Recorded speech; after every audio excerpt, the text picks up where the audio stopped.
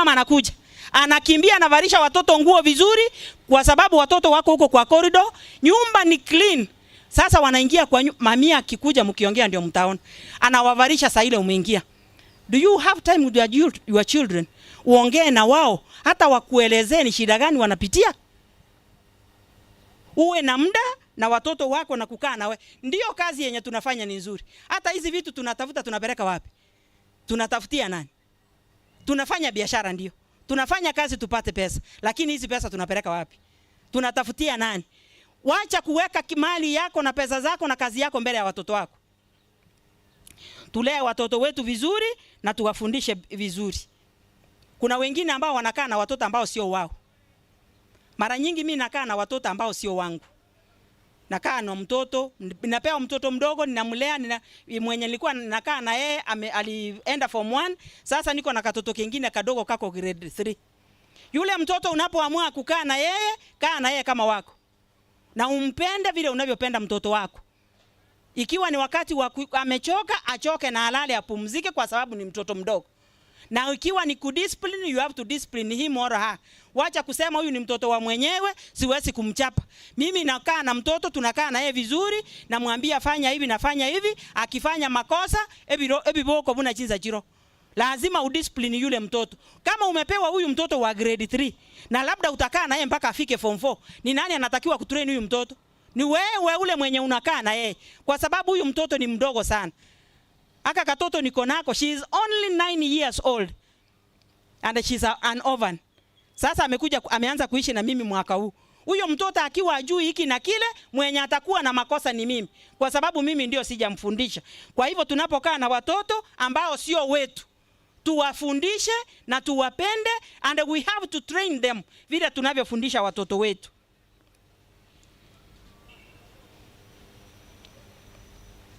Na uwafundishe mama. Akina mama tufundishe watoto wetu on how to become women like us. Tufundishe watoto wetu vile watakuwa wanawake kama sisi. Tuwafundishe na wao wajue. Sana sana watoto wajue kazi. Wajue kazi ya nyumbani. Wajue kazi ya jikoni. Watoto wajue hata kupika. Tunalea watoto wanakuwa wakubwa, msichana anaolewa hata ajui kupika.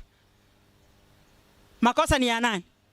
Unasema watoto wako wasome, wakule vizuri kwa sababu uko na maid awapikie, watoto wako wakae, hawafanyi chochote. Wamama, fundisha watoto wetu wasichana, hata kama wamekuwa wakubwa, hata kama wako na degree, mosacha tali okonywa madigiri gako nywa mukungu. Hakuna mwanaume mwenye anaoa degree. Kwani wakifika nyumbani watakula degree? Degree by the way ni karatasi. Na iko kwa sanduku. Hakuna mwanaume mwenye anaoa degree. Mwanaume akioa anaoa mwanamke, anaoa bibi. Kwa hivyo tufundishe watoto wetu wajue kupika na wajue kazi yote ya nyumba. Na hata wazee tufundishe vijana wetu nao kufanya kazi. Wacha kulea watoto kama mayai. Nikiwa pale daraja 2 kwangu, nilipokuwa nikikaa pale, mzee mmoja tulikuwa tumepakana na yeye.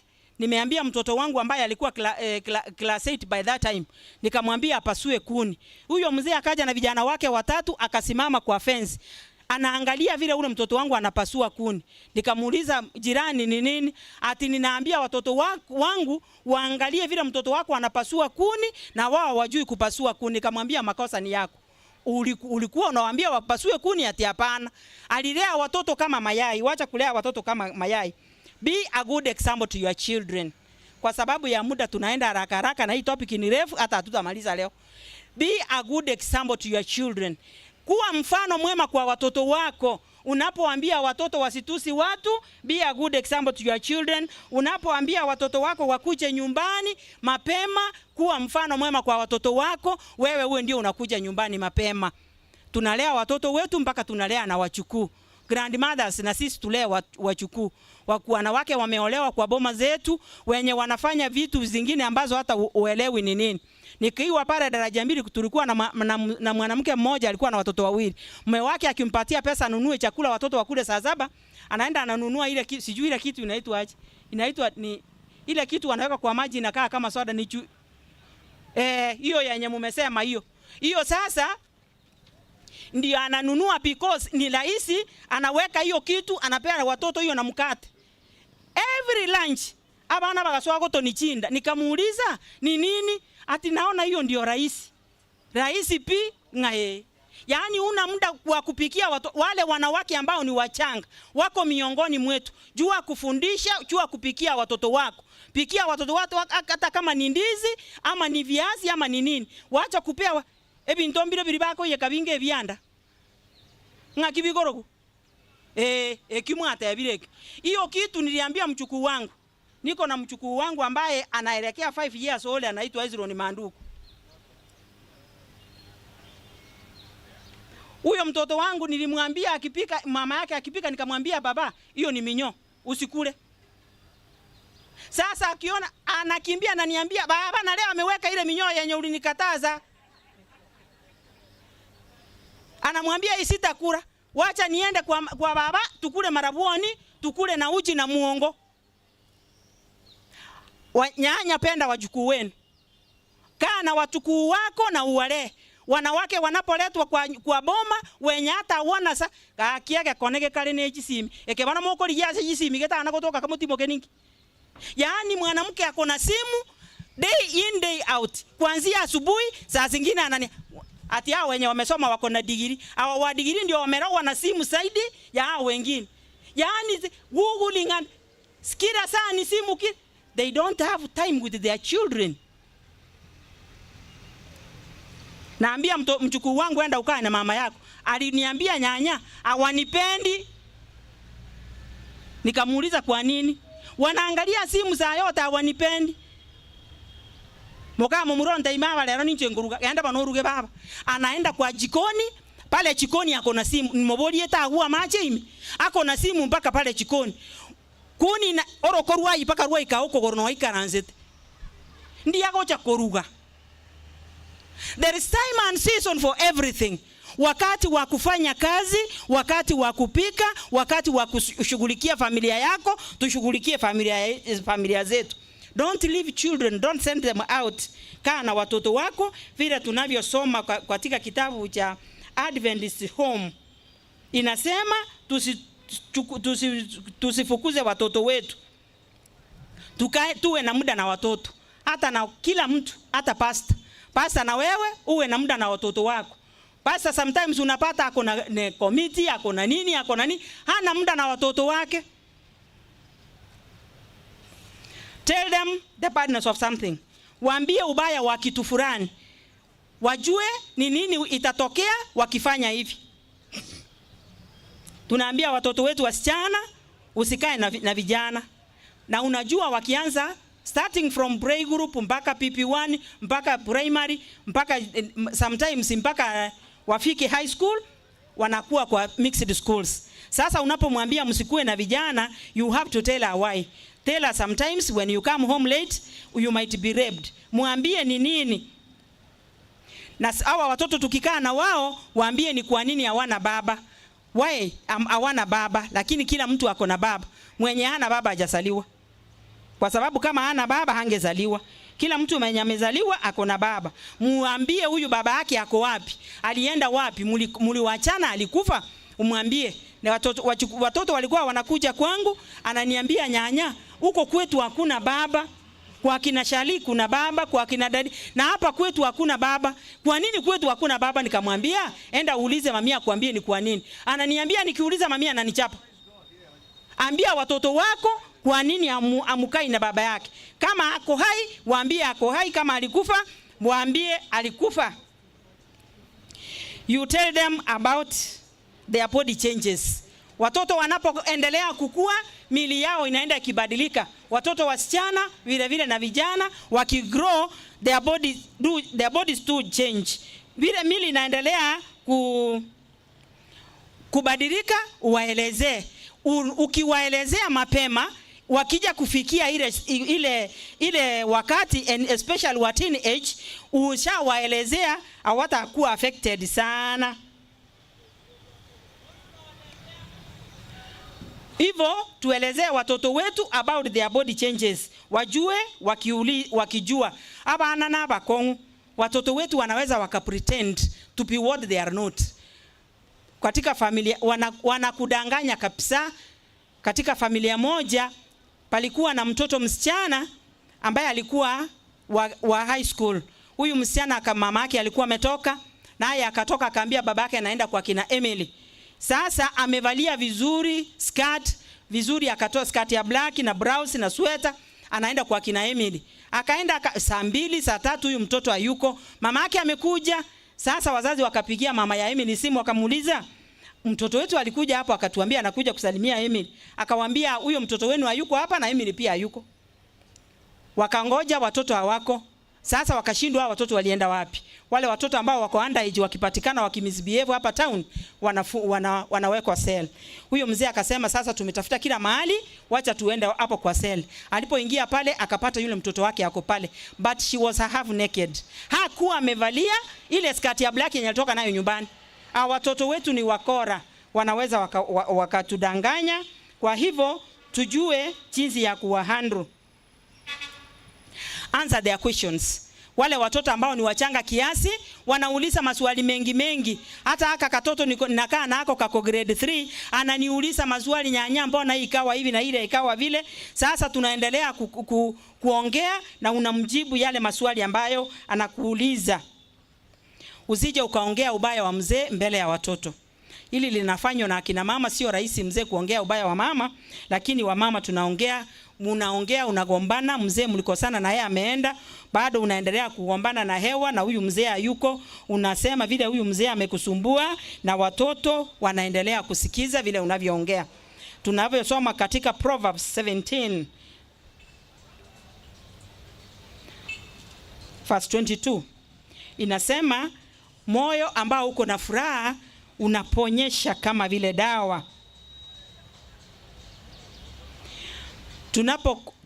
Tukae tukifurahi. Sometimes tunakaa na furaha na watoto wetu. Tunakaa na watoto wetu tukifurahi na tufurahie. Yaani tunakaa na watoto ni kama they are a problem to us. Wao ni msigo sana wako likizo fupi ya half term. Sasa wanataka shopping, sabuni zimeisha, nini na nini, wanataka na pocket money. Watoto wakikuambia saa hii mimi situpike chapati, wanakuambia mnaniuliza chapati ama nafikiria vile mtapata sabuni muende shule. Yaani hao watoto wako unaona as if they are a burden to you. Wacha kuona watoto kama mzigo wako. Kwarago kanaye na abana bao. Be a friend to your children. Apart from being a parent, be a friend to your children. Kuwa na furaha na watoto wako. Furahia na watoto wako. Problems facing children. Ile shida ambayo watoto wanakuanga nayo moja wapo ni separation of parents. Watoto wanapata wazazi wameachana, watoto hawajui sasa ni nini inaendelea, wamepata mamia ameenda, ama wengine wanaambiwa enda na mama yenu. Separation of parents ina disturb watoto sana. Watoto wanakuja nyumbani, wakuja kukula lunch, banyo rumo nginoseli ugatwe kile jisuguli njera kogenda. Sasa wanashangaa ni nini inaendelea. Abusing children in front of their friends. Tunapenda sana kutusi watoto na kuwatukana. Tunawaambia vile wako na sura mbaya, kichwa kubwa, macho sijui nini, miguu inakaa aje. Na unajua huyu mtoto akiwa na sura mbaya, wewe ndio uliharibu mtoto, kwa sababu ulizaa mtoto mwenye yako na sura kama yako mbaya. Kwa hivyo tusije tukaambia watoto wetu wako na sura mbaya. Msichana mmoja pale kwao, watoto wengine alikuwa anaona kama wanapendwa, lakini yeye wanamtusi, wanamwambia ako na sura mbaya. Hata mamake alikuwa anaongea anasema, na ni nani ataoa huyu bila ako hivi, ako na sura mbaya. Siku moja yule mtoto akatumwa aende kusiaga. Aende pale Kishagi na mahindi. Kufika pale alipokuwa amesiaga akapata mtu. Huyo mtu akamwambia maneno matatu, I love you. Agakuminga wa na ende gongo monto naro nyanchete buna bako ntebi mrendo mobe. Yaani akashangaa hivyo kuna mtu ananipenda, and he is the only person who has told me that I'm good. Akamwambia you look good. Alipomwambia ana look good, musikolia gatiko bosibolia akagenda no monto olie kiagana na romo tebiringa no muyali. Hakuna mwingine amemwambia kuwa yeye ni mzuri. Don't abuse our children.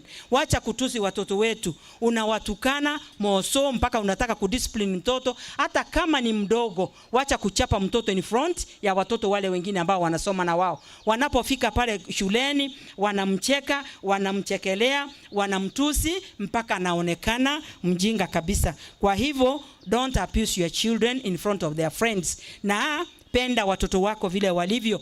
Sio wote wataenda university, remember. Abande mbara barasone bikoro to na abande basambira likisuguli. Wale wote ni watoto wako, uwapende kwa sababu Mungu amekupea.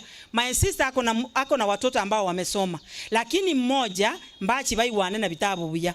Huyu mmoja mwenye haja soma vile wengine wamesoma, yeye kazi yake enyewe anachomelea, akosambirilie bibuyu. Toikole chipesha nchilichi atakiri, anachomelea tu vizuri, anashona viatu, anafanya kazi ya mikono mingi. Wale wengine wenzake wako na degree, na ako na mke na ako na watoto. Wale wa degree hawachaajiriwa. Saa zingine wanamwambia utagongonya 200, anapatikana ako na 200 na anafanya nini? Anawapea. Na yeye ana degree. Unaiwaambia degree ni karatasi. Kabla mtu aachiliwe, hiyo degree ni karatasi. Kwa hivyo mtoto wako akiwa vile alivyo, kama Mungu amekupea yule mtoto na amekubariki naye mpende na uone ni nini ataweza.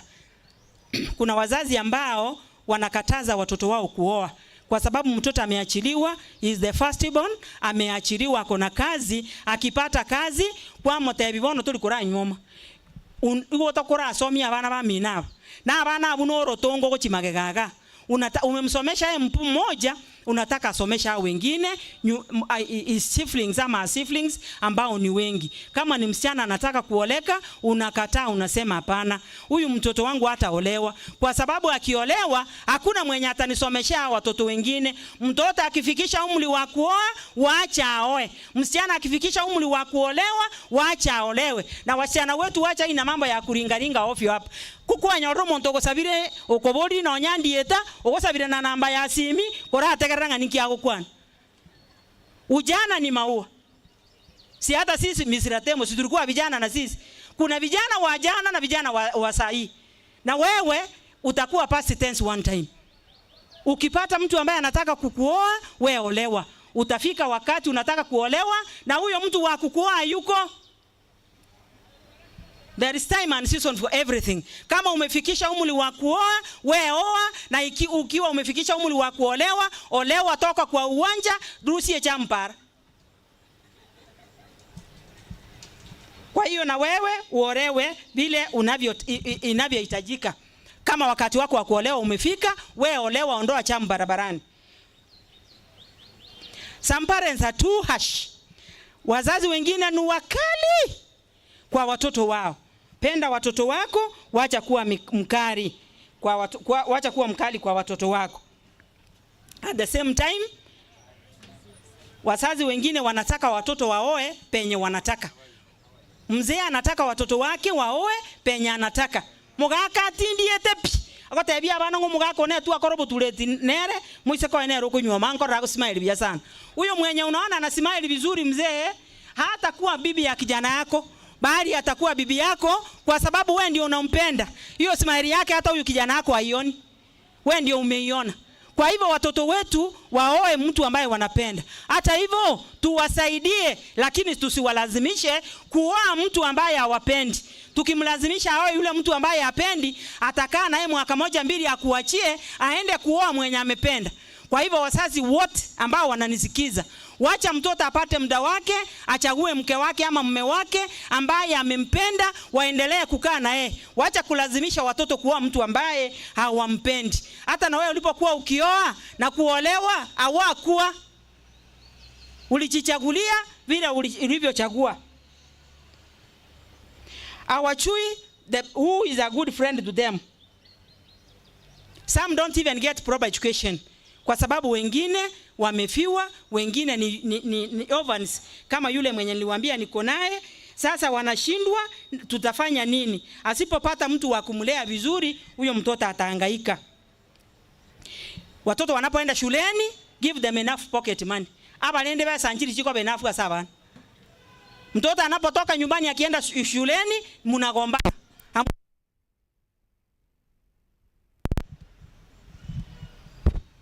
Mtoto anapotoka shuleni nyumbani akienda shuleni atosheki, anasaka hiki na kile na kile. Na nyinyi watoto wetu nawaambia hivi, kaa vile nyumbani, live according to your standard. Wacha kujilinganisha na mtoto wa governor. Wale ambao uwezo wao ni mkubwa wanafanya kile ambacho wanaweza, na wale ambao uwezo wao ni mdogo, na wewe jua mama yako maybe she's a single parent, anajaribu na anajitahidi kukutafutia fee na nini na nini, kile ambacho amekupatia ridhika nacho.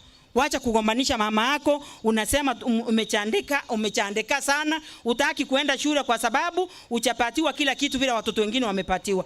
Na wewe patia watoto enough pocket money wanapoenda shule. Haitakuwa enough, but try to your best. Jaribu kadri ya uwezo wako, uone mtoto wako ako na vitu vile ambavyo ni vya lazima. Watoto wetu wasichana wapatiwe vitu ambavyo ni vya lazima. Watoto wetu wengine wamepata watoto wakiwa nyumbani. We have girls ambao wako na watoto. Wale watoto ambao wamepata watoto ni watoto wetu, they should be given a second chance. Kama mtoto amepata mtoto akiwa nyumbani, na mlea mtoto, umlelee mtoto. Orero mwana. Some of us we have done that. Lelea mtoto wako mtoto. Ule mtoto ambaye wako na mtoto tunamuona as a waste product. Give her a second chance. Kama ni shule aliwachia njiani, mrudishe pale shuleni, asome, aende college, akuje kusaidia huyu mtoto wake. Na akienda college atawachia nani mtoto? Wewe ndiye anawachia mtoto. Kaa na huyo mtoto wako. Lelea mtoto wako mdogo, mtoto ambaye na yeye aendelee kujifundisha, acha kujikimu katika maisha yajayo. No child is useless. Lelea mtoto wako mtoto kama amepata. Mama mmoja alikuwa na msichana wake. Wale ambao wako na watoto, hata wageni wanapokuja nyumbani, during family introduction, we don't even introduce them. Tunawaambia wanakaa jikoni, wanapika, wanafagia, wanaosha vyombo. Unataka wale ambao, au yule ako university, ako college, unamwambia huyu ndio msichana wangu, ali graduate last year, na huyu, yaani yule mwingine utaki hata wageni wamuone. Montako tebi uliokoro komu yebi ntako koro ogo kumi. Mama mmoja akawa na msichana wake. Huyu msichana wake alikuwa anaamka saa 11, anafanya kila kitu nyumbani, mama yake anaenda kazini. Neiba yao alikuwa anawaambia huyu mtoto wako halali kwa nyumba. Anamwambia wacha vitina yenye uko nayo, mtoto wangu analala hapa kwa nyumba na saa 11 anaamka, ananitayarishia kila kitu. Yule neiba akamwambia huyo mtoto wako halali kwa nyumba, siku moja utakuja kujua. Sasa siku moja kuna watu walikuwa wanakuja na gari, wanaweka ngazi. Yule msichana anapanda, anatoka, wanaenda, tena wanamrudisha. Sasa siku moja yule mama akapigia mama ya yule msichana simu. Akamwambia unasema nakuambia kila siku mtoto wako halali kwa nyumba, unakataa. Hayuko, saa hii ametoka. Akamwambia wacha nikuje. Wacha nikuje tuone kama hako. Wakakuja. Vile ule neighbor anakuja, anaingia, wakapata mlango wa jikoni uko wazi. Yule msichana akitoka, anatoka na mlango wa jikoni na anaenda, anarudi, kukikucha ndio anakuja. Sasa wakasema labda tulisahau kufunga mlango, tuende kwa bedroom. Kwenda kwa bedroom, wakaona mtu amelala kwa kitanda. Vile ameona mtu amelala kwa kitanda, yule mama akamuuliza, na sio ni mtoto wangu amelala hapa? Yule jirani, kwa sababu she was 100% sure sio mtoto, akafungua ile kitu. Alipofunua, bakanyoro mwana uligara osatieke bwe kaine kio mondo, akebisetio brangeti. Ametengeneza kitu inakaa kama mtu na amekiwekea mpaka na weave. Hiyo kitu imelala kwa kitanda, lakini hiyo mtoto mwenyewe hayuko. Don't overprotect your children. Mtu anapokuambia mtoto wako anafanya hivi na hivi, don't overprotect your children. Atakuaibisha siku moja na utashangaa. Kwa hivyo, abana na bakong. Watoto wetu mkiwa watoto kaa watoto. If you are a youth, be a youth. Ukiwa wewe ni mtoto kaa mtoto. Children, watoto wetu hawataki kukaa utotoni, hawataki kukaa vijana, wanataka kuwa parents. I hope you understand what I mean. Wanataka kuwa watu wazima ili hali wao ni watoto. Huu ujana unapita. Utakapopita utatamani urudi kuwa kijana, hutarudi. When you are a youth, be a youth. Endelea kuwa kijana. Wakati utafika utakuwa mzee, utakuwa mama, utakuwa baba. Na utatamani sana urudi kuwa kijana, na huo muda utakuwa umekuishia. When you are a youth, you have to set a goal. Useme 2 to 3 years from now, I want to do A, B, C, D. Ule muda ukisha, you have to sit and take stock. Uone kama your mission has been accomplished or not. Uangalie uone ni lini umetekeleza na ni nini hujafanya.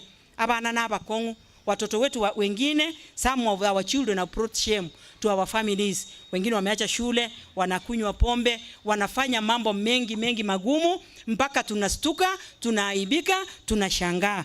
Kwa hivyo watoto wetu ni wagumu. Wasichana wetu wana dress half naked.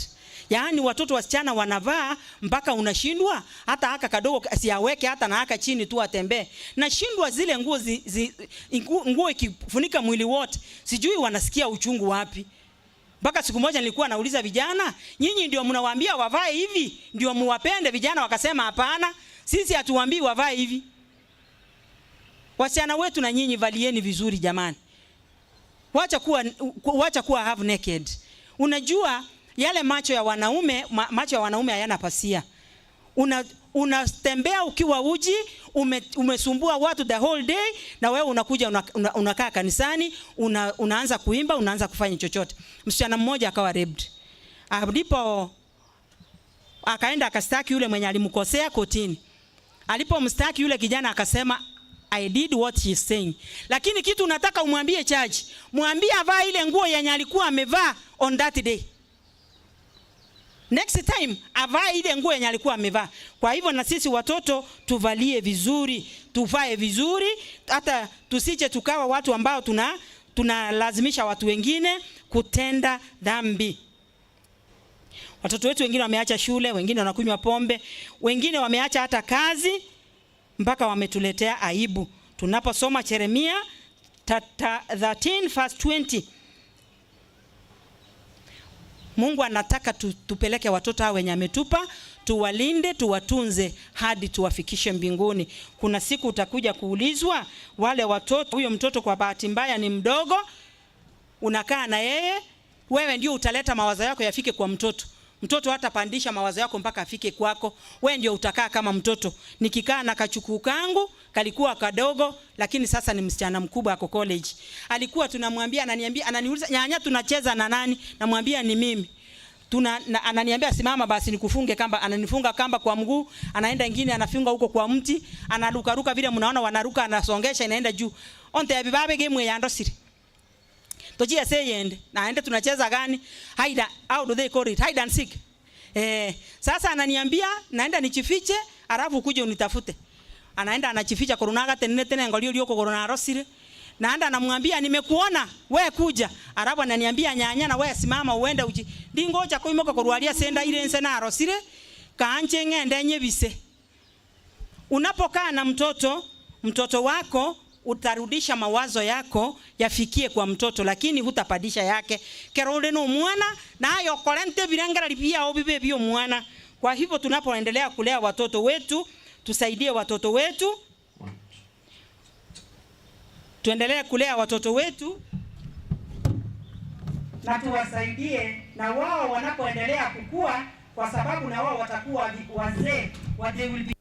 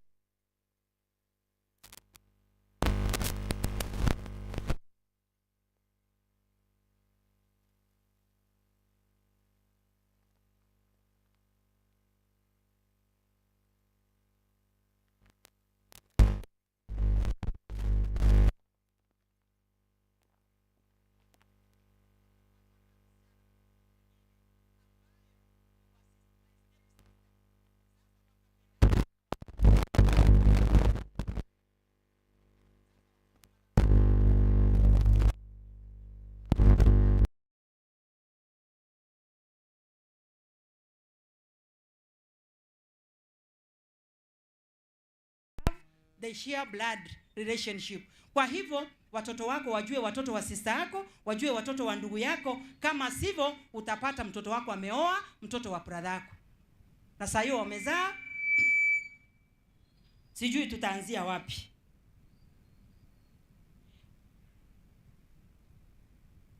Watoto wako na shida nyingine, wanaume wanatamani kutumia watoto wao wasichana kama wake zao.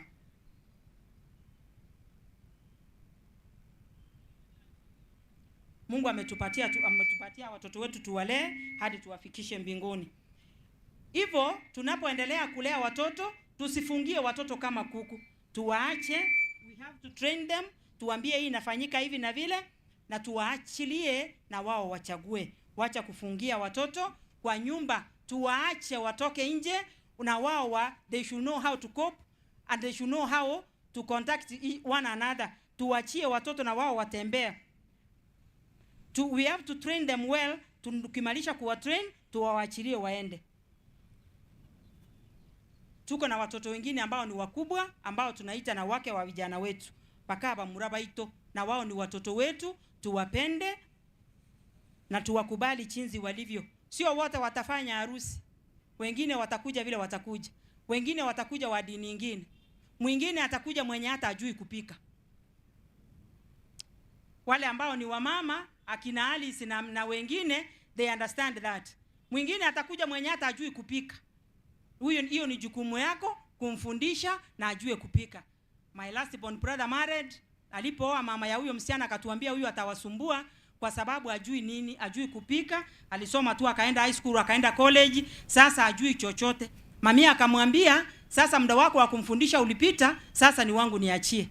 Tunakaa na yeye and she was eager to learn.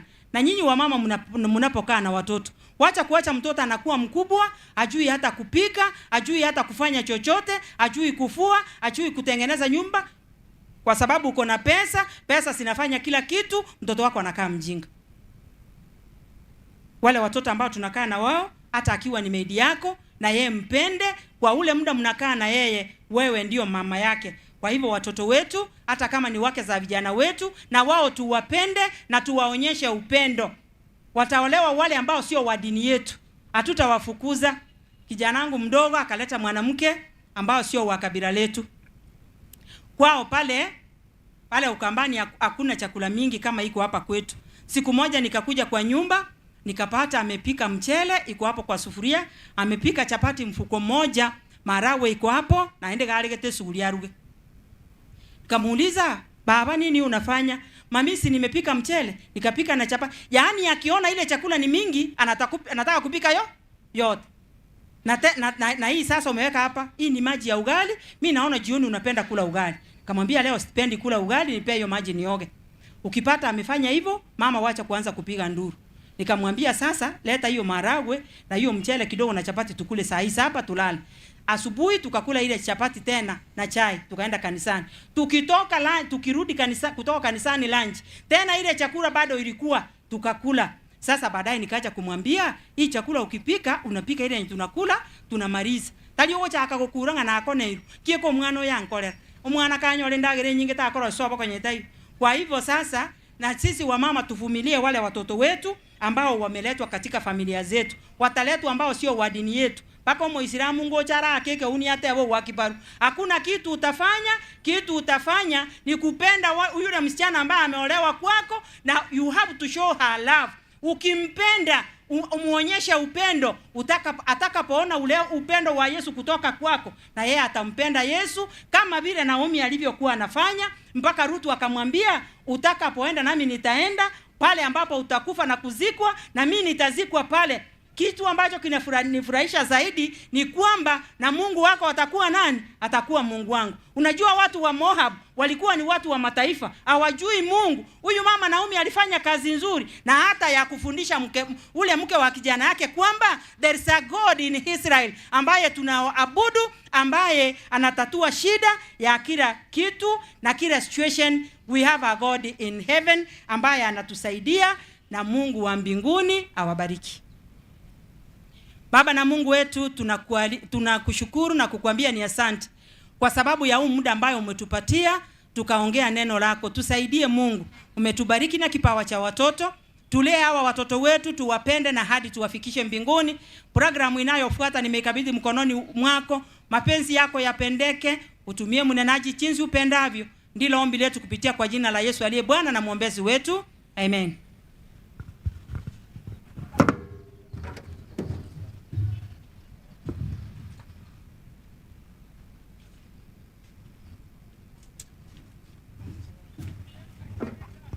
Tunasemaje kwa mahubiri mazuri? Tunashukuru sana kwa kipindi cha familia. Jukwani vijana wa Stafford, mje kwa one item. Stafford Youth, tafadhali mwarakishe jukwani. Stafford wanapokimbia kwa haraka tuweze kuokoa wakati. It is now past time. Stafford Youth, please hurry up. When the trumpet of the Lord shall sound, and 216, our English hymn. When the trumpet of the Lord shall sound, and time shall be no more, and the morning breaks eternal, bright and fair. When the Savior shall gather beyond the shore, and the roll is called up yonder, I'll be there. When the roll is called up yonder, when the roll is called up yonder, when the roll is called up yonder, when the roll is called up yonder, I'll be there. On that bright and cloudless morning, when the dead in Christ shall... Thank you very much.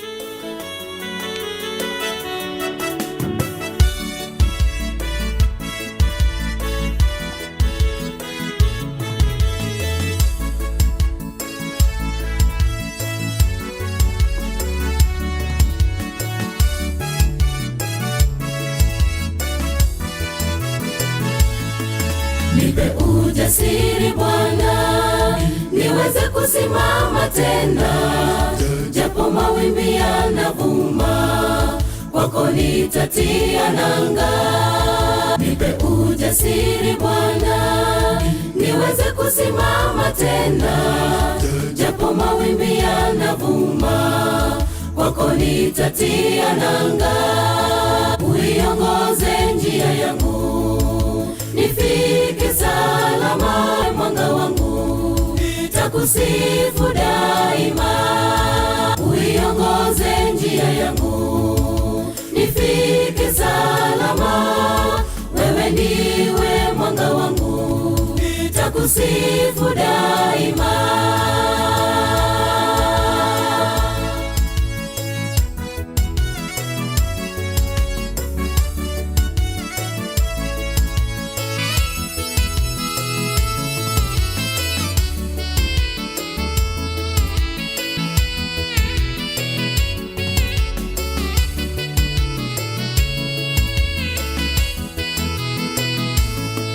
Marafiki wamenitenga, njia yangu giza tupu, nimepoteza tumaini, nitie nguvu tena.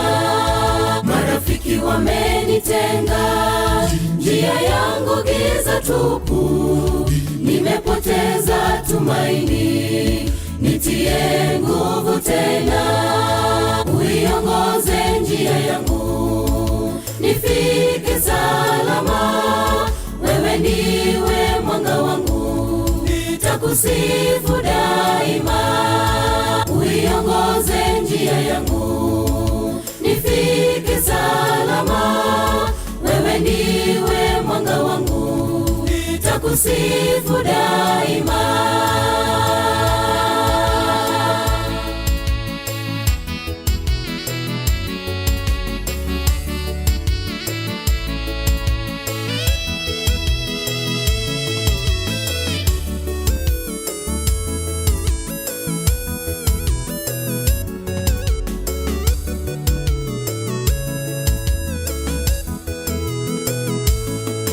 Uiongoze njia yangu, nifike salama, wewe ndiwe mwanga wangu, takusifu daima. Uiongoze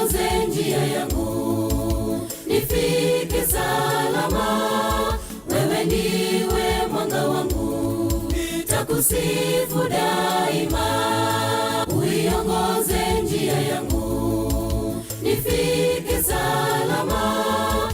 Wewe ndiwe mwanga wangu, nitakusifu daima. Uiongoze njia yangu.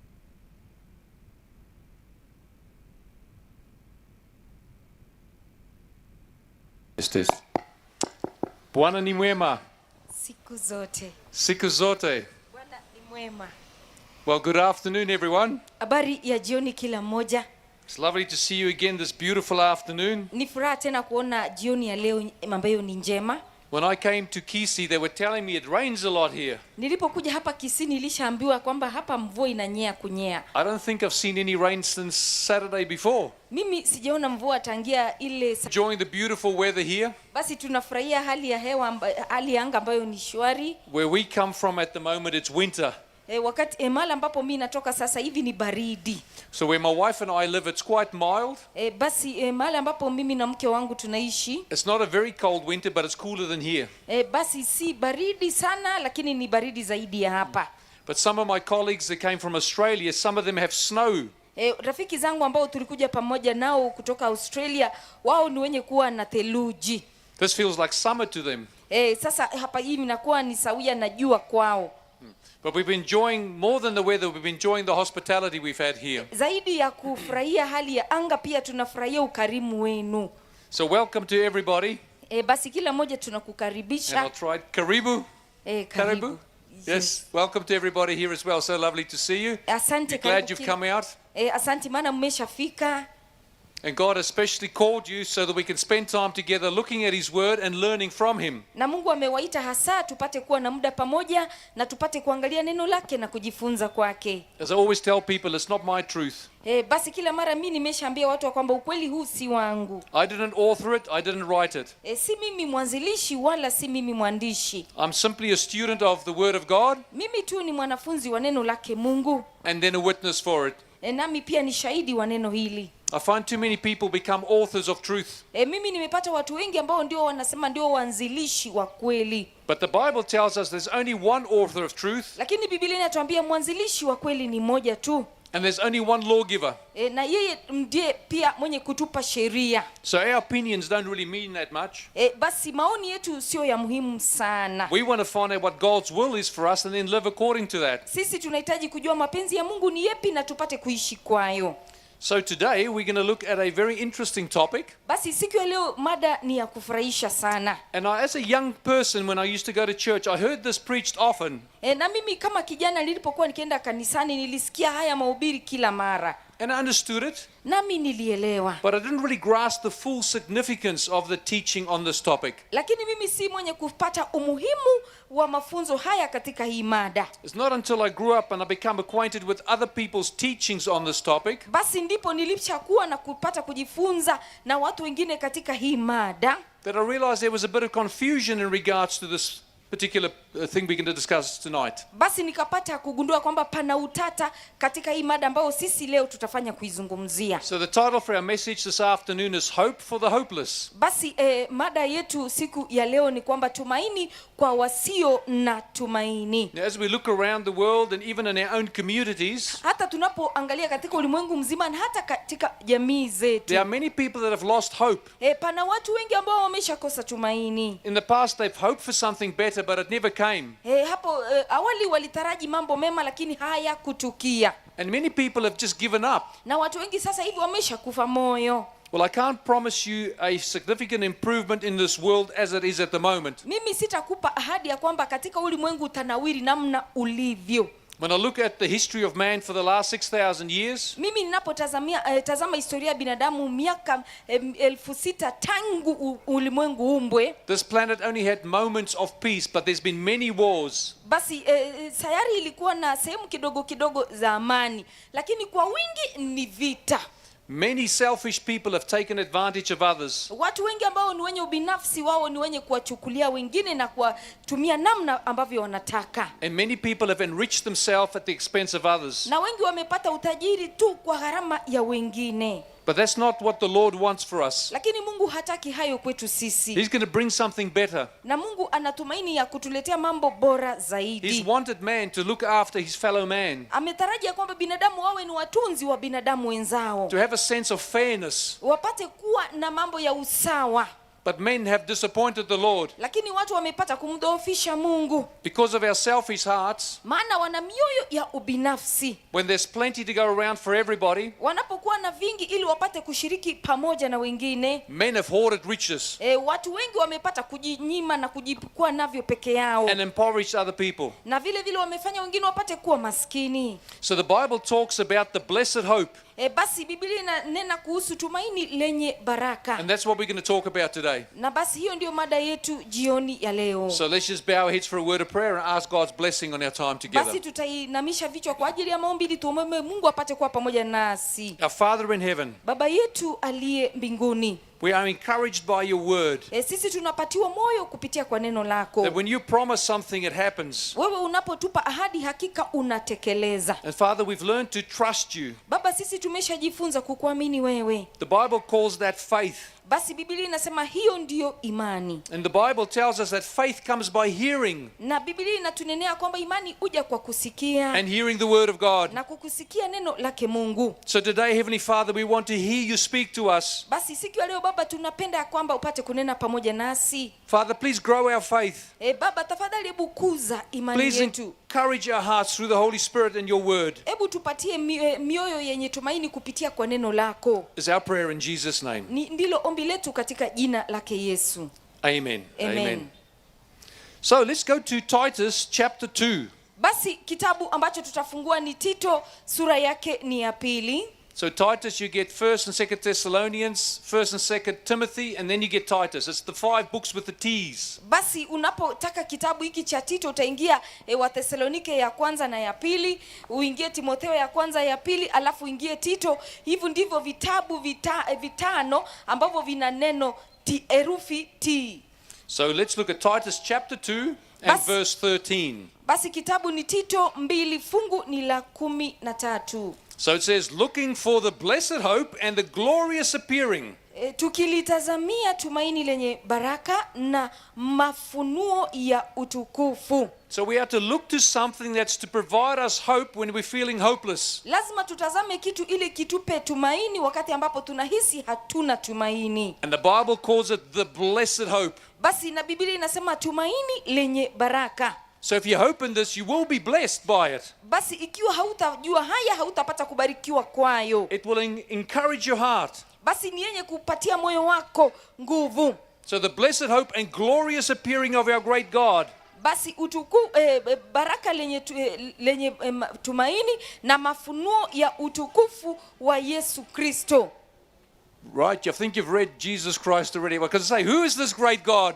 Basi huyu Mungu mkuu ni nani? It is the Savior, the Lord Jesus Christ. Ndiye mkombozi ambaye ni Bwana wetu Yesu Kristo. Hope is often mentioned in the Bible. Basi tumaini kila mara limeshatajwa kwenye Biblia. You can't put your hope in men. Basi hauwezi kuwa na tumaini kwenye binadamu. You can't put your hope in the political system. Hauwezi kuwa na tumaini katika siasa. Many often people serve themselves rather than the people they are supposed to govern. Basi mara nyingi watu huwa wanajihudumia wao kushinda wale ambao wameteuliwa ili wapate kuwatawala. The Bible in Romans chapter 5 verse 5 tells us that hope does not disappoint. Basi Biblia katika Warumi 5:5 inatuambia tumaini alikukufi moyo. So the blessed hope we're looking for is the return of the Lord Jesus Christ. Basi tumaini lenye baraka ambalo sisi ni wenye kutazamia ni kurudi kwake Bwana wetu Yesu Kristo. But it will be glorious. It will be a glorious appearing. Basi itakuwa ni yenye tukufu, maana atakuja na utukufu. Because when Jesus comes, he'll override this whole system that we currently know. Basi Yesu atakapokuja atafagia haya mambo yote ambayo sisi ni wenye kujua. There will be no police. Hamna askari tena. There will be no court system. Hamna mambo ya mahakama. There will be no military and soldiers. Hamna askari wala majeshi. There will be no ambulances and doctors, hamna magari ambulensi ama vile madaktari, no hospitals and dentists. hamna mahospitali wala daktari wa The meno. whole system that we currently know will be swept away. Kila kitu ambacho sisi tunajua sasa hivi ambako kimetamalaki vyote vitafagiliwa. There will be no need for banks and M-Pesa, Hamna haja ya kuwa na benki wala kuwa na M-Pesa. because God will give us all things that we need. Maana Mungu ni mwenye kutupa vitu vyote ambavyo sisi And we'll have an tunahitaji. equal share. There wouldn't be those who are poor and those who are rich. Tutapatiwa sawa sawa, hamna ambaye ni fukara wala tajiri. Jesus has gone to prepare mansions for us. Maana Mungu ni mwenye kwenda kutuandalia makao. We're all going to share in this glorious new world. Sasa ni wenye kushiriki pamoja katika nchi mpya ambayo itakuwa ni yenye utukufu. And Revelation chapter 21 verse 4, Basi kitabu ni cha Ufunuo wa Yohana 21 fungu ni la 4. it actually tells us how it's going to be different. Basi ni mwenye kutusimulia namna ambavyo itakavyokuwa tofauti. Revelation 21 verse 4 says, and God will wipe away every tear from their eyes. Basi Ufunuo 21 fungu la 4 Biblia inasema hivi, naye atafuta kila chozi katika macho yao. There will be no more funeral parlors. There will be no more graveyards. Wala hamna mauti, hapatakuwa na kaburi tena. There shall be no more death nor sorrow, Wala hamna mauti tena, wala hamna nor maombolezo, crying. There shall be no more pain. wala kilio, wala maumivu You won't hayatakuwepo tena. you won't stub your toe.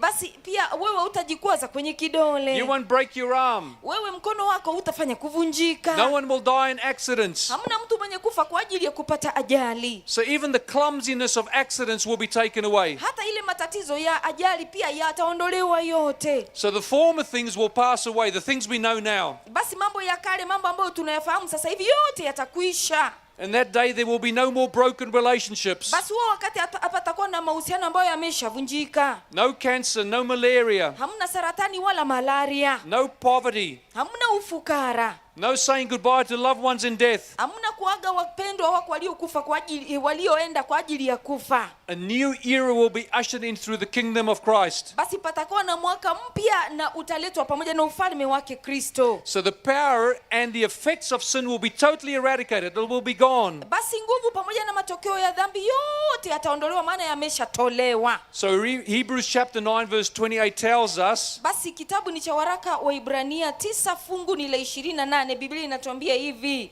and it's the second part of the verse, it says, to those who eagerly wait for him, Basi ni katika sehemu ya pili ambayo inasema kwa wale wenye tumaini la kumsubiri he will appear a second time, apart from sin, for salvation. atatokea mara ya pili pasipo dhambi kwa hao watazamiao kwa wokovu. You know, the Bible mentions the second coming of Christ more than 1,000 times. Unajua Biblia inatamka kuhusu kurudi kwake Yesu mara ya pili zaidi ya mara 1000. Why is that? Basi mbona? Because we need to find hope in it. It's an important subject. God wants to encourage our hearts. Maana Mungu anataka tupate tumaini. Mungu ni mwenye kusudi ya kwamba apate kutupa moyo tena. In the New Testament, we find that one verse out of every 25 mentions the second coming of Christ. Basi katika Agano Jipya ni kwamba kila fungu moja katika mafungu 25 ni yenye kusimulia namna ambavyo Yesu ni mwenye kurudi. But can we be certain that Jesus Christ will come? Basi tuna uhakiki ya kwamba Yesu. Look at that famous promise of the Lord Jesus Christ in John chapter 14. Hebu tutazame ahadi ambayo inatambulikana sana ya ahadi yake Yesu ambayo iko katika Yohana Mtakatifu sura ni ya 14. Many of you have probably memorized the scripture already. Uende kawa wengi wenyu mwisha karili hili fungu. John chapter 14, reading from verse 1. Basi Yohana 14 fungu ni la kwanza. And it says, let not your heart be troubled. Inanena hivi, msifadhaike mioyoni mwenu. There are many troubled hearts in this world. Mioyo ni mengi ambayo sasa hivi ni yenye fadhaha. And I know there are many troubled hearts in Kisii as well. Na mimi nafahamu hapa Kisipa na watu wengi ambao wana msongo katika mioyo yao. But the Lord Jesus Christ speaks hope to your troubled heart today. Lakini Mungu ni mwenye kunena katika moyo wako ambao una msongo siku ya leo. Receive the power of God's word. Let not your heart be troubled. Pokea nguvu zilizo katika neno lake Mungu. Msifadhaike mioyoni mwenu. You believe in God. Mnamwamini Mungu. And Jesus says you believe also in me. Na Yesu ni mwenye kutamka ya kwamba niaminini na mimi. In my Father's house there are many mansions. Nyumbani mwa Baba yangu mna makao mengi. And if it was not so, I would have told you. Kama sivyo ningaliwaambia. So I go to prepare a place for you. Maana naenda kuandalia mahali. And if I go to prepare a place for you, basi mimi nikienda na kuandalia mahali, I will come again. nitakuja tena. So the precursor to that is if Jesus goes, he says, if you can see me going, I will come again. Basi ni wazi ya kwamba Yesu ni mwenye kusema ikiwa mliniona nikienda basi nitarudi tena. Well, Jesus has gone. Basi Yesu ni mwenye kuenda. And he says, if I go, that means I will come. Basi anasema ikiwa nilienda basi ina maana kuwa mimi nitafanya kurudi. And why would Jesus come? Basi mbona Yesu arudi? He says, to receive you to myself. Anasema ili nipate kuwapokea ninyi kwangu mimi. Remember a few nights ago we said our greatest purpose in life is to be intimate with God. Kumbuka hivi majuzi tulishanena ya kwamba kusudi letu la uhai ni kwamba tupate kuwa na uhusiano wa karibu sana pamoja na Mungu. It's to know God intimately, and we can do that even while we're here on earth. Ni kumjua Mungu kwa kina na tunaweza fanya hivyo hata tukiwa katika ulimwengu. But then Jesus says, I'm coming for you. Basi Yesu ni mwenye kutamkia kwamba mimi nakuja kwa ajili yenu. I'm receiving you to myself. Mimi nawapokea ninyi kwangu mimi. That where I am, there you may be also. Ili mimi niwapo nanyi mpate kuwa pale. It's not a maybe or a should or I hope to, but I will. Basi si kwamba mimi ninataraji ama nitafanya ama natumaini,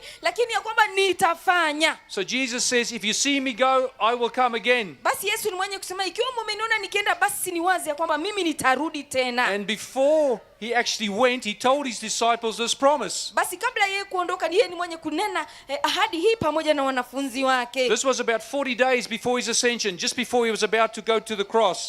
Siku 40 kabla ya kupaa kwake, kabla ya yeye kwenda msalabani. So in Acts chapter 1 and verse 9, we read them seeing Jesus go into heaven. Basi Matendo ya Mitume fungu ni la kwanza, fungu ni la 9 tunasoma wanamwona Yesu akipaa kwenda mbinguni. Jesus led this company of men with him from Jerusalem heading towards Bethany. Basi Yesu ni mwenye kuongoza hawa wanaume kutoka Yerusalemu akielekea Bethania. And after he'd given them some instructions by the Holy Spirit, baada yeye kuagiza kupitia kwa Roho Mtakatifu, we read in Acts 1 verse 9. Basi tunasoma kitabu cha Matendo ya Mitume sura ni ya kwanza fungu ni la 9.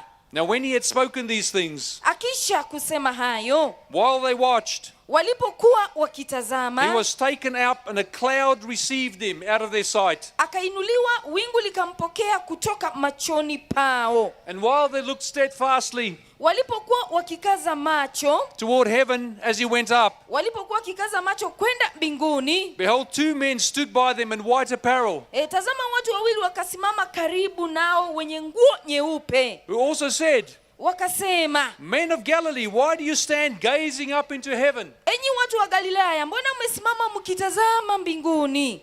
This same Jesus, huyu Yesu, who was taken up from you into heaven, aliyechukuliwa kutoka kwenu kwenda juu mbinguni, will so come in like manner atakuja jinsi hiyo hiyo as you saw him go up into heaven. mlivyomwona akienda zake mbinguni. So how did Jesus ascend into heaven? Basi Yesu alipaa vipi kuelekea mbinguni? He went up from them and a cloud received them and he continued to go up. Alipaa kutoka kwao na kapaa na mawingu yakampokea na yeye ni mwenye kuendelea kupaa. And these two angels tell these men of Galilee that Jesus will come in the same way he went up. Nao malaika wawili ni wenye kusimulia watu wa Galilaya kwamba huyu Yesu atarudi namna ambavyo mlimuona kipaa. So he will come back in a cloud. Ni mwenye kuja katika mawingu. But you can see there's a few things mentioned there, right? The words watched. Basi hebu tazama, kuna mambo machache yameshasimuliwa pale, na jambo la kwanza ni kutazama. So watched, looked, behold, gaze and saw. All these things are visual.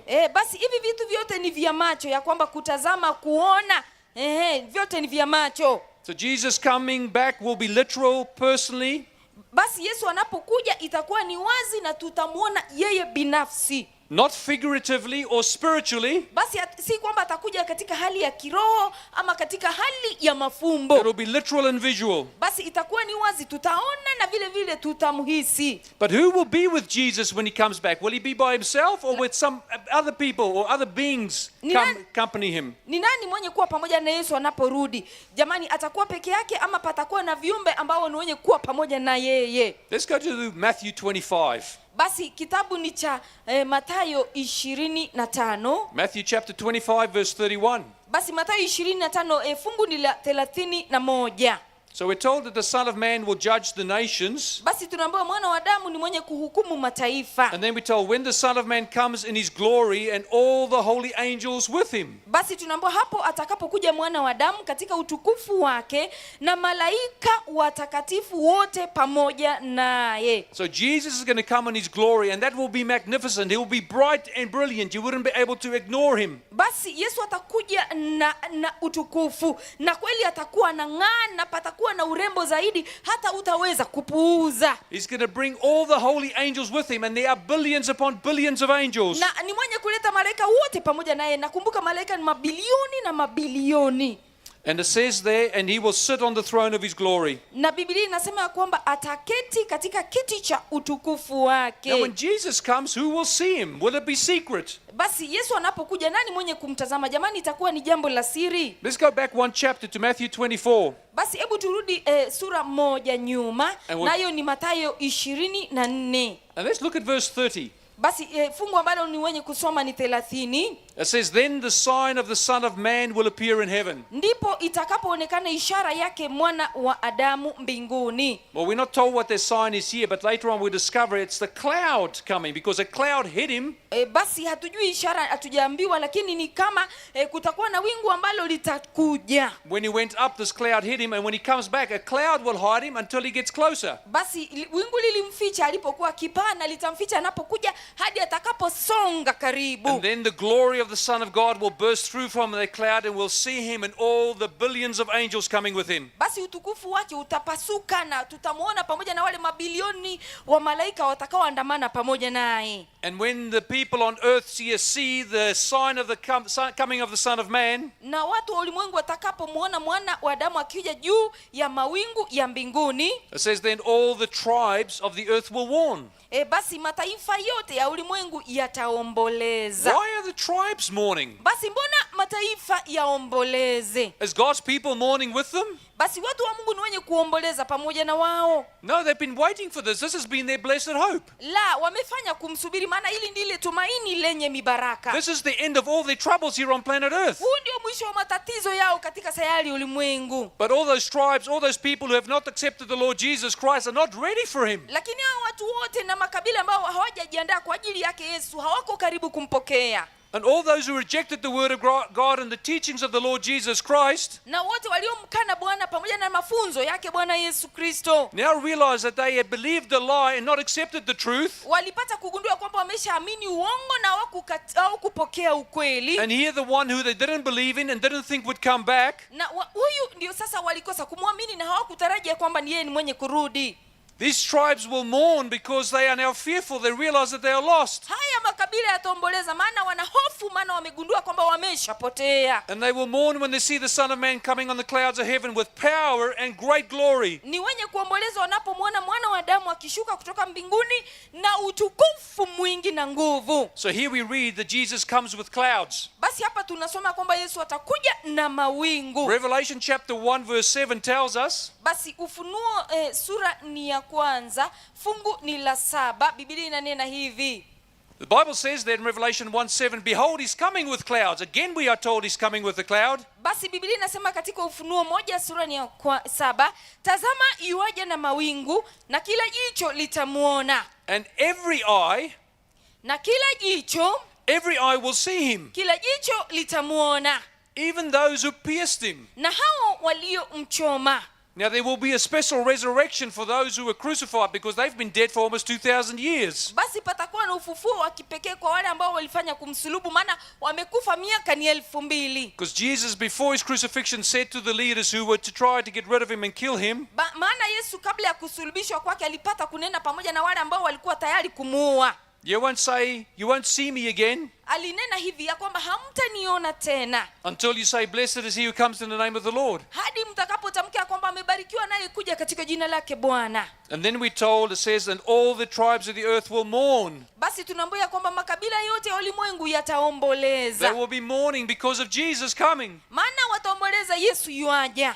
So the second coming will be global, Basi kuja kwa Yesu kwa pili kutakuwa katika ulimwengu mzima. seen by everyone, whether good or bad. Kila mtu awe mzuri ama muovu ni mwenye kuona Yesu akirudi. But it's going to be so visible Basi itakuwa ni tendo la wazi that Jesus compares it to like a big electric storm, a big thunderstorm. basi anafanya inawa sawa na mpigo ya radi ama umeme. So in Matthew 24 verse 27, Basi kitabu ni cha Mathayo 24 fungu ni la 27. the context of Matthew 24 is Jesus answering about the signs of his coming and the end of the world. Basi mtada ulio katika Mathayo 24 ni Yesu anapojibu swali aliloulizwa kuhusu mwisho wa ulimwengu. So Jesus says in Matthew 24 verse 7, Basi Mathayo 24 fungu ni la 7 Yesu yatamka hivi: for as the lightning comes from the east and flashes to the west, kwa maana taifa anasema hivi kwa maana taifa litaondoka kupigana na taifa,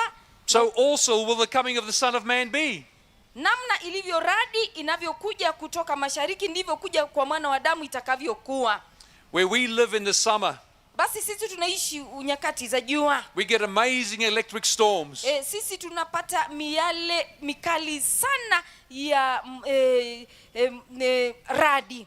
Yes, so we can hear the thunder Basi tunaweza kusikia mpigo wa radi, and we can see the lightning. na vile vile tunaweza ona ile radi umeme. And sometimes the lightning strikes close to where you are Basi kuna wakati ambapo radi inapiga tu karibu pamoja nawe, and it shakes the old earth and it gives you a fright. na ulimwengu mzima unatetemeka nawe, basi unajawa hofu. And sometimes these thunderstorms come at night while we're sleeping. Na vile vile pana mvua ambayo pia ina mtetemeko wa ardhi, mtetemeko wakati ambapo sisi tunalala. And that lightning is so bright, even with your eyes closed, you can still see the brightness. Na huo umeme unang'aa, hata ijalishi umefunga macho wewe bado tu utajua umeme ulishang'aa.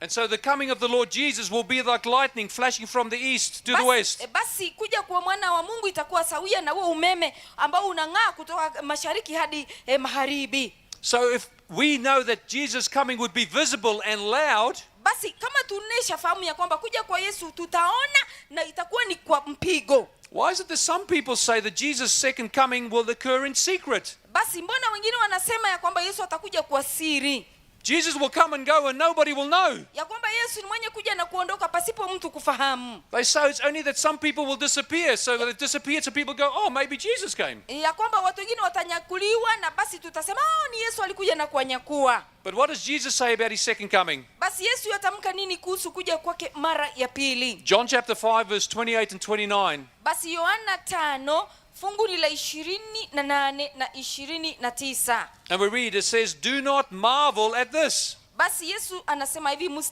musistajabie maneno haya, for the hour is coming kwa maana saa yaja in which all who are in the graves ambao watu wote waliomo makaburini will hear his voice, wataisikia sauti yake, and they will come forth. nao watatoka, Those who done good wale waliofanya mema to the resurrection of life, kwa ufufuo wa uzima, and those who have done evil na wale waliotenda mabaya to the resurrection of condemnation. kwa ufufuo wa uhukumu. So Jesus clearly says there's two resurrections. Basi Yesu anasema ni wazi ya kwamba ufufuo zitakuwa ni mbili. Revelation chapter 14 verse 14 to 20 Basi Ufunuo wa Yohana 14 fungu la 14 hadi 20, says there are two harvests. basi mavuno ni mawili.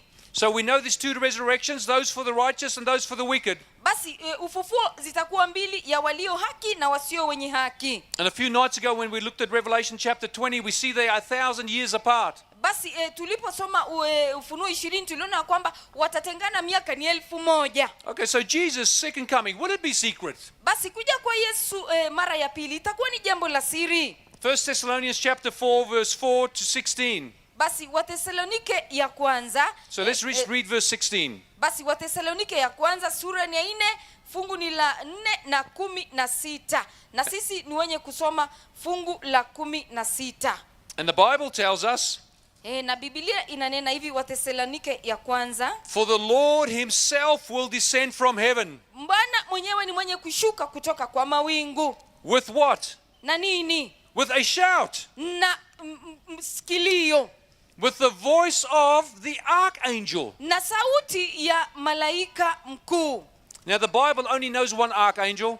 Basi Biblia inamtambua malaika mmoja mkuu. People call many angels archangels. There's only one. Basi watu wengi wanaita malaika wengi ya kwamba ni malaika makuu, lakini kuna mmoja tu. People refer to Gabriel as the archangel. Wengine wanasema Gabrieli ndiye malaika mkuu. But show me in the Bible, because Gabriel is not called the archangel. Hebu nionyeshe Biblia, maana Biblia isemia kwamba Gabrieli ndiye malaika mkuu. There's only one archangel, and that is Michael. Basi malaika mkuu ni moja tu, naye ni Mikaeli. And a thorough study of the Bible will show that Michael, the archangel, Basi unapojifunza Biblia kwa kina, inakuonyesha kwamba huyu Mikaeli ambaye ni malaika mkuu was the name of the Son of God before he became incarnated. basi ndilo jina la mwana wa Mungu kabla yeye kuwa katika mwili wa binadamu. So the Lord himself descends from heaven with a shout, with the voice of the archangel, because that is him. Maana Bwana ni mwenye kushuka na parapanda pamoja na malaika mkuu, maana huyo ndiye Bwana. And there will be a loud trumpet, with the trumpet of God. Na parapanda ya Mungu. And then it says, and the dead will rise first. Na inasema nao waliokufa katika Kristo watafufuliwa kwanza. So when graves start bursting open and people start coming out of that, how will that be secret? Basi makaburi yanapasuka na watu wanatoka ndani. Jamani, iweje jambo la faragha? This is one of the loudest verses in the whole Bible. Basi hiyo ndio sauti kuu katika Biblia. But let's look at this text that some people use to say there will be a secret rapture. Basi hebu tutazame ya kwamba kuna watu wenye wanasema kwamba watu watanyakuliwa kisiri. We're in Matthew 24. Basi kitabu ni Mathayo 24. What did Jesus mean when he said one will be taken and the other left? Yesu alimaanisha nini aliposema kwamba mmoja atanyakuliwa na mwingine ataachwa? There's been movies made about this subject. Panakuwa na sinema kuhusu hii mada. There's been many books written about it. Vitabu vimeandikwa kwa wingi kwa ajili ya hii mada. And so-called Bible teachers Na vile vile walimu have got everything back to front. Na hata pale wanaposema haya. They've started writing their own truth because it's not in the Bible. But let's look at these verses. Ufaransa wameanza kuandika ukweli wao, maana haumo katika Biblia. Hebu tutazame haya mafungu. Matthew 24, looking from verse 37. Mathayo 24 na fungu ni la 37. Jesus in his end time prophecy says, Yesu katika unabii wake wa mwisho alinena haya. but as in the days of Noah, Kwa maana kama vile ilivyokuwa siku za Nuhu, so also will be at the coming of the Son of Man. ndivyo kutakavyokuwa kuja kwake mwana wa Adamu. It says, for as in the days of Noah before the flood, Basi anasema kwa kuwa kama vile siku zilizokuwa kabla ya they harika, were eating and drinking, marrying and giving in marriage. watu walivyokuwa wakila na kunywa, wakioa na kuolewa, They were doing all those things that we do nowadays walifanya vitu sawia na namna ambavyo sisi tunafanya wakati huu. until what? Hadi nini? Until the day that Noah entered the ark. Hata siku ile aliyoingia Nuhu katika safina. And then verse 39 it says, and did not know until. The word until is given again. Fungu la 39 linasema wasitambue hata. Neno hilo hata limeshatumika tena. Until the flood came, and what did the flood do? Hata gharika ikaja, na gharika ilifanya nini? It took them all away. Ikawachukua wote. How many people were saved in Noah's ark? Basi ni watu wangapi waliookolewa katika safina yake Nuhu? There were only 8. Watu waliookolewa ni watu 8. But the rest of them who didn't enter the ark, Lakini wote waliokosa kuingia kwenye safina. verse 39 says they did not know until the flood came. Basi fungu lina 39 inasema kwamba hawakujua hata gharika ikaja, And it took them all away. ikawachukua wote. Who was taken? Basi ni nani mwenye kuchukuliwa hapa?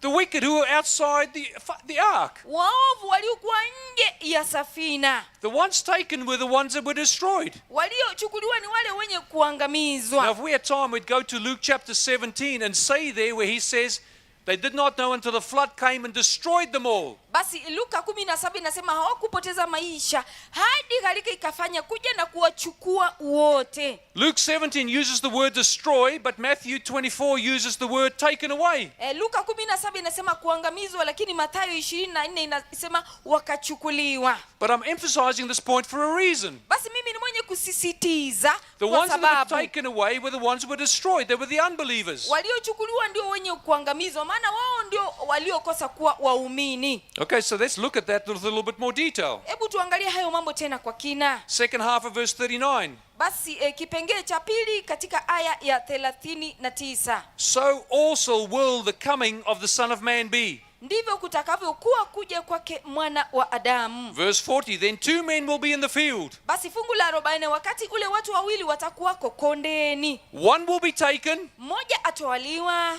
then the other left. mmoja aachwa. Who's taken? Ni nani mwenye kutwaliwa?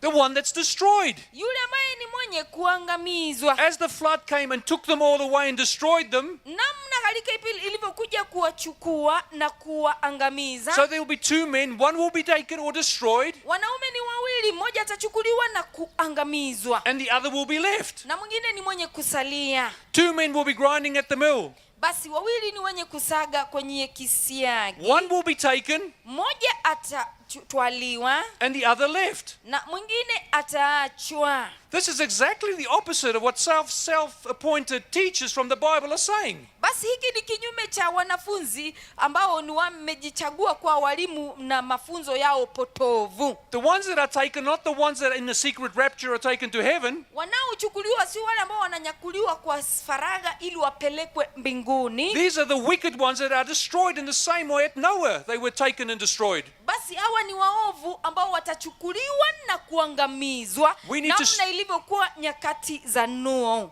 It's advisable for us to stop following men that teach fables. Tunashauriwa ya kwamba tuache kufuata mafunzo ya binadamu ambao wanatufunza mambo potovu. We need to be students of the Word of God and let the Holy Spirit lead us into all truth. Inabidi tupate kuwa wanafunzi wa Biblia na Roho Mtakatifu atuelekeze katika ukweli wote. Don't let another man, I don't care what his title is, don't let another man teach you falsehood. Basi usiache binadamu yeyote apate kukufunza mafunzo potovu. So let's move on.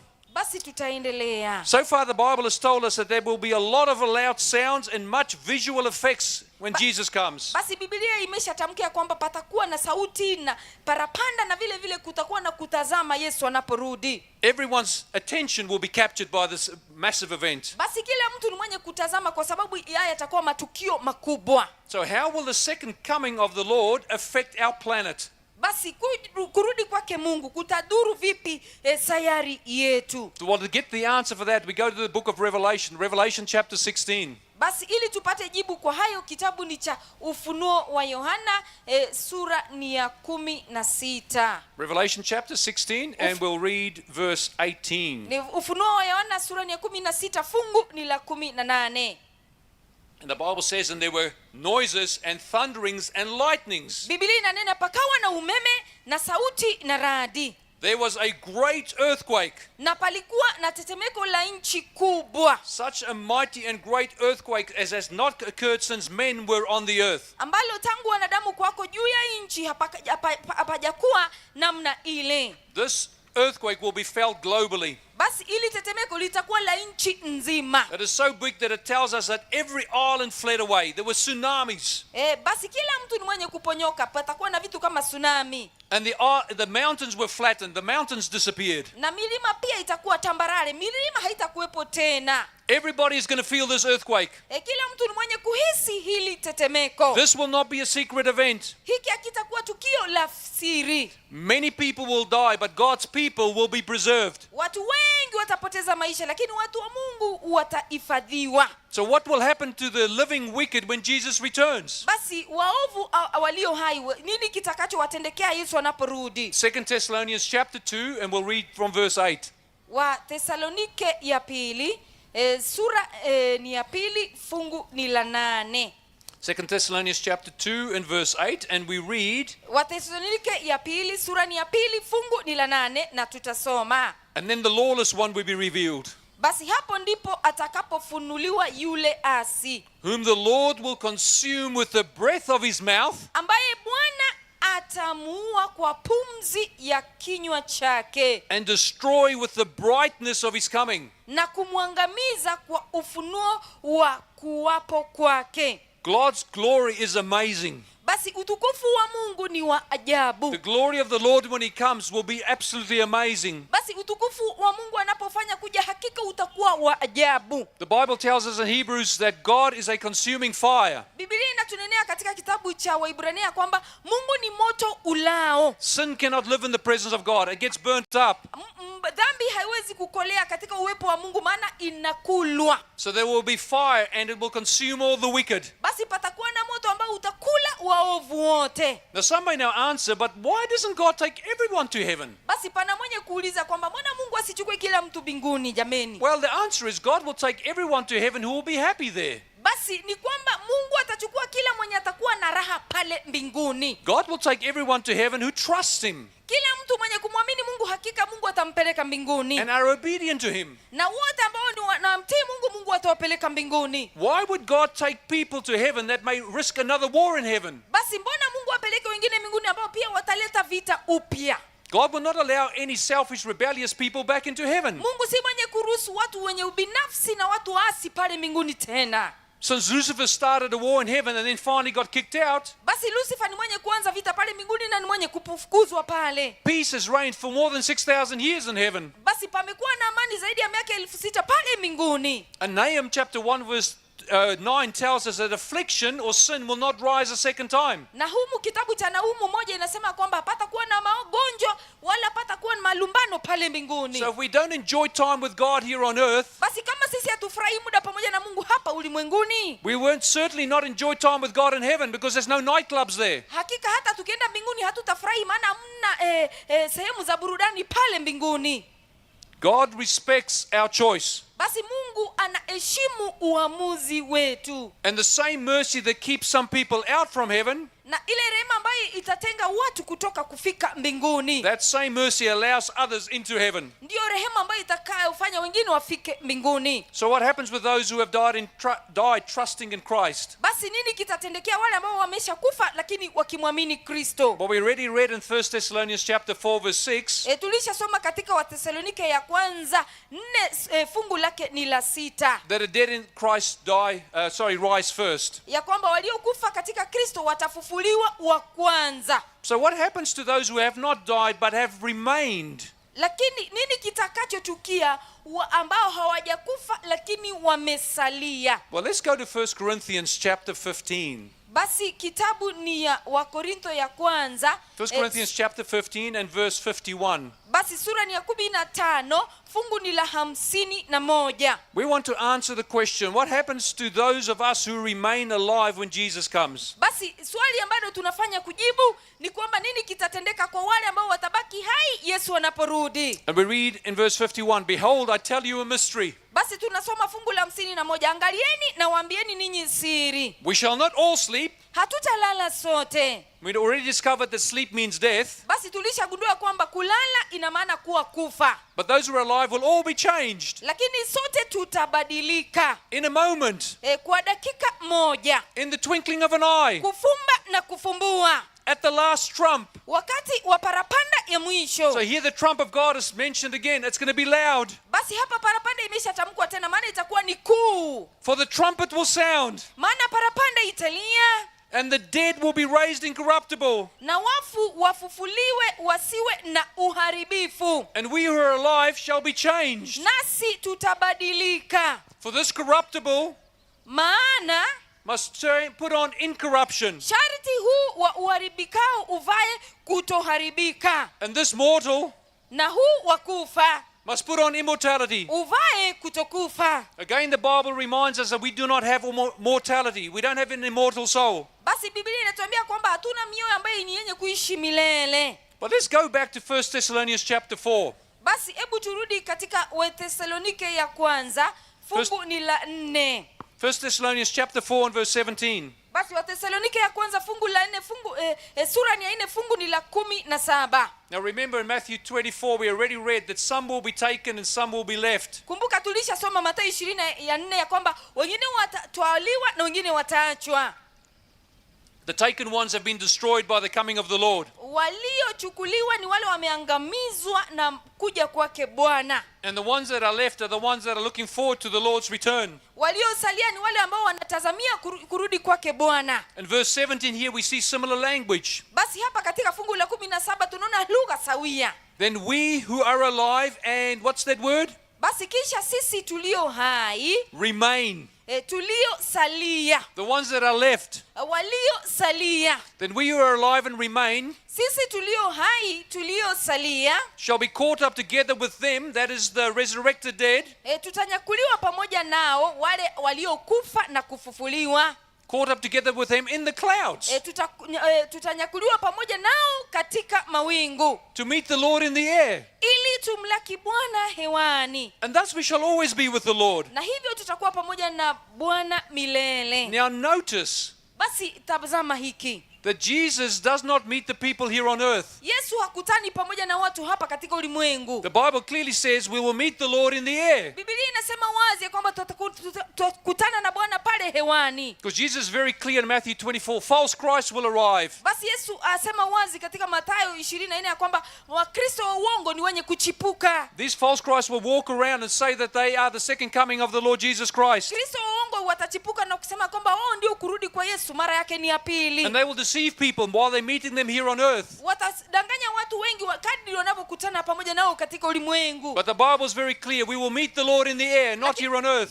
Biblia hii wazi kwamba tutakutana pamoja na Bwana pale mbingu hewani, lakini si katika ulimwengu. And once we met him in the air, thus we will always be with the Lord, and then we will ascend into heaven. Basi tutakapokutana pamoja naye hewani, hakika tutakuwa naye daima na tutapaa kuelekea mbinguni. Now what will God's people say when they see the Lord Jesus Christ coming? Basi watu wa Mungu ni kuitikia vipi wanapomwona Bwana Yesu akija? Let's go to Isaiah chapter 25. Basi kitabu tunachoenda ni Isaya 25, Isaya 25. Isaiah 25 and verse 9. Basi Isaya 25 fungu ni la 9. Now that's a beautiful verse there. It tells us the words that God's people will be using Ili ni fungu la kupendeza ambalo linatuambia maneno ambayo watu wa Mungu watafanya kutumia when they see the Lord Jesus come. wanapomwona Bwana Yesu akija. And it says, Inasema and it will be said in that day, katika siku hiyo behold, this is our God. watasema, tazama huyu ndiye Mungu wetu, We have waited for him, ndiye tuliye mgoja and he will save us. atusaidie. And this is the Lord, Huyu ndiye Bwana, and we will be glad, tuliye mgoja, and we will rejoice in his salvation. na tushangilie na kufurahia wokovu wake, And they'll say, we have waited for him. maana tumeshamsubiri. So I want to read you another text. Basi ningependa nisome fungu lifuatalo. This is in Revelation chapter 6. Basi hiki ni kitabu cha Ufunuo wa Yohana sura ni ya 6. And we're going to read from verse 14. Basi fungu ni la 14. Revelation chapter 6 and verse 14. Ufunuo wa Yohana sura ni ya 6 fungu ni la 14. It says, then the sky receded as a scroll when it is rolled up, Mbingu zikaondolewa kama ukurasa ulivyovunjwa, and every mountain and island was moved out of its place. na kila mlima na kisiwa kikahamishwa kutoka mahali pake. Now listen what happens to the leaders of our world. Hebu sikiza viongozi wetu watafanyiwa nini? And the kings of the earth, and the great men, and the rich men, and the commanders, and the mighty men. Na wafalme wa dunia na wakuu na majemedari na matajiri na wenye nguvu, So every slave and every free man na kila mtumwa na kila muungwana hid themselves in the caves and in the rocks of the mountains, wakajificha katika pango na chini ya miamba ya milima, and said to the mountains and the rocks, wakiambia milima na miamba, fall on us and hide us from the face of him who sits on the throne. tuangukieni tusitirini mbele ya uso wake yeye aketie juu ya kiti cha enzi, For the wrath of the Lamb has come. na hasira ya mwana kondoo. And who is able to stand? Nani mwenye kusimama? Well, no one that is not hidden in the pavilion of the Lord Jesus. Katika siku hiyo kuu ambaye jina lake alimo katika kitabu cha Yesu. No one that's not given their hearts to the Lord here on earth while they still had time. Yeyote ambaye hajampatia Yesu moyo wake na bado angali na muda.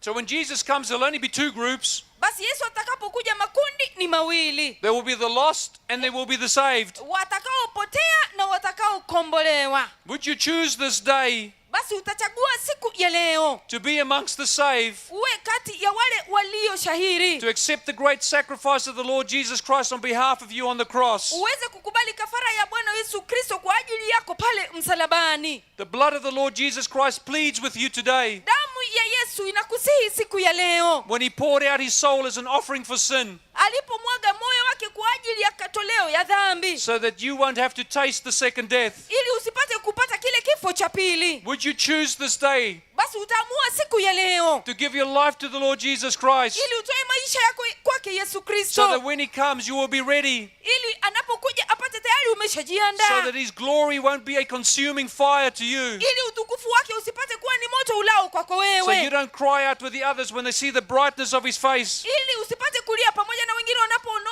uso wake unapong'aa. Rocks and mountains hide us and fall on us and hide us from him, from the face of him who comes on the clouds. Milima na miamba, hebu tuangukie, utusitiri na utufiche kutoka kwa yule ambaye anakuja kutoka kwa mawingu. So there's two people here this evening. Basi pana watu aina mbili jioni ya leo. Those who have already given their lives to the Lord and having intimacy with him. Ambao tayari wameshatoa maisha yao kwake Mungu na wako na uhusiano wa karibu pamoja na Mungu. Those who God is already revealing himself to them through his word as they pray and study God's word. Ambao wameshamfahamu Mungu kupitia kwa neno lake na ni wenye kusoma na kuomba. As the Holy Spirit speaks to them as they open the holy word. Na Mungu na Roho Mtakatifu ni mwenye kunena pamoja nao pindi tu wanapofungua neno. Then there's another group. Lakini pia tuna kundi lingine. There are those who have not given their life to the Lord Jesus Christ yet. Ambao tayari hawajatoa maisha yao kwake Mungu. And in that group there are some people that may have followed Jesus previously. Na wende kao katika ile kundi kuna wale ambao pale awali walikuwa wanamfuata Mungu. But they have walked away from him. Lakini sasa hivi wameotea mbali na Mungu. Both of those are in the same category. Lakini hao wote wanahesabiwa kuwa mmoja. But now it's a time to choose to be in the group who will be saved and ready when Jesus comes. Na sasa hivi ndio wakati wa kufanya uamuzi ya kwamba uwe katika lile kundi